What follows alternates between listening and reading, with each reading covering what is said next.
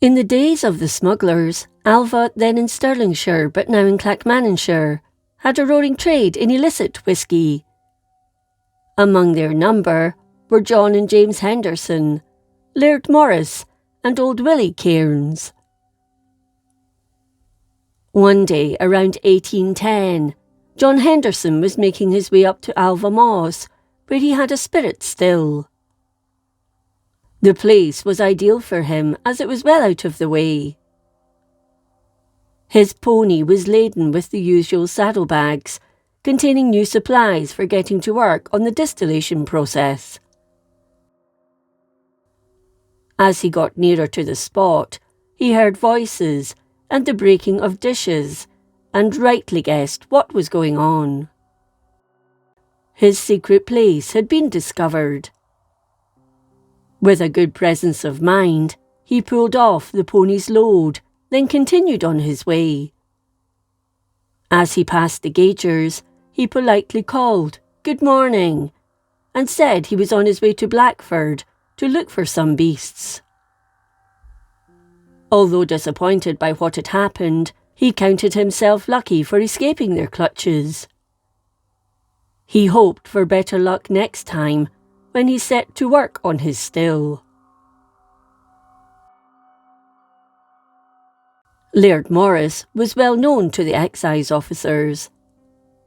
His still had been destroyed on several occasions, and he found himself in prison. The penalty when found was a £20 fine, or 3 months in jail.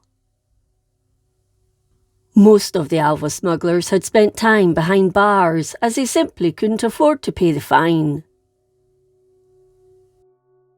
On one occasion, Morris was caught at Wildcats Craig by a gauger named Scott.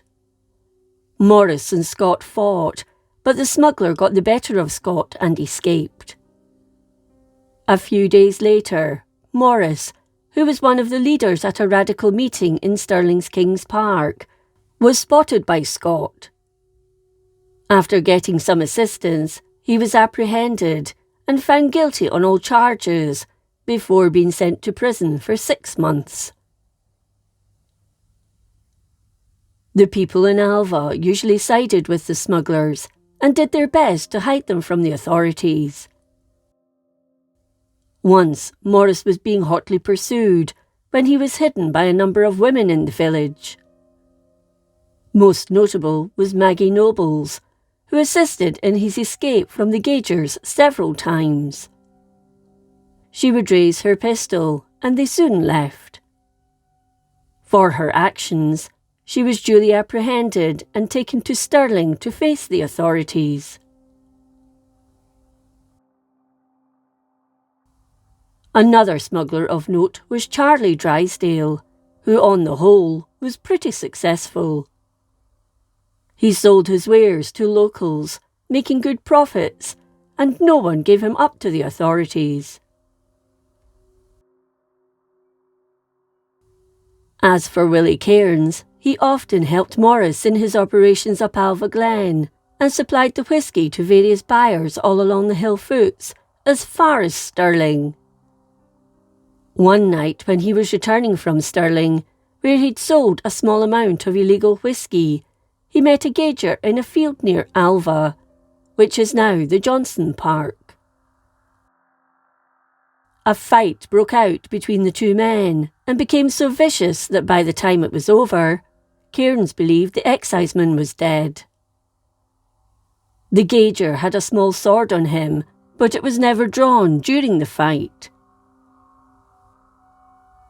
Kairens now took the sword, and thinking his opponent was deceased, cut his own chest and arms with the weapon.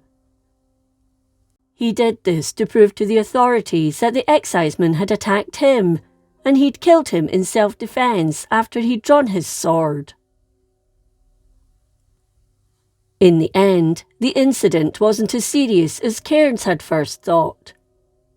The exciseman recovered, and nothing more was ever heard regarding the fight that had taken place.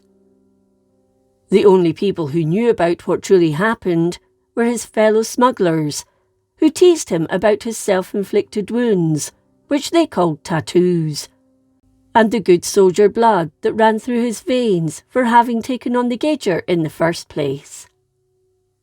His hero status was confirmed.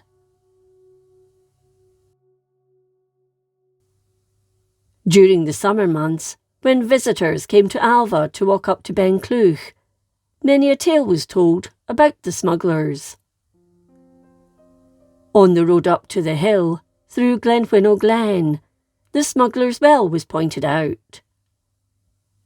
A story was told of an old Alva worthy, and of how he and a friend were on their way to the back hills for a day's fishing. They sat down by the well for some refreshments. The old man laid his whisky flask on the upper edge of the well, but unnoticed by him, the stopper fell out, so the contents of the flask ended up mixing with the water.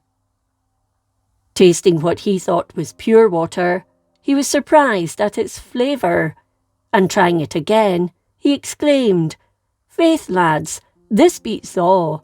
The smugglers hae been here again." His delight soon turned to an anticlimax when he happened to try and take a swig from the flask further up the hill and realised it was completely empty, all its contents mixed with the water of the smuggler's well.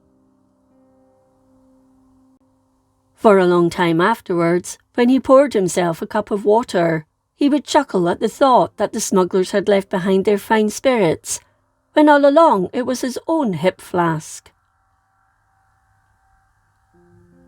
As time passed, the gaugers realised they had to be more aggressive in their approach to stop the smuggling. They managed to force many of the smugglers off the roads, and due to this, it became less profitable. Stills, which were sometimes kept in houses, were being discarded, and smuggling in Alva came to an end.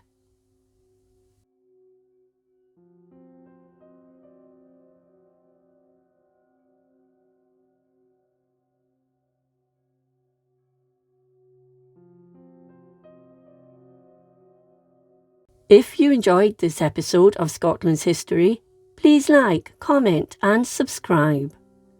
Until next time, thank you for watching.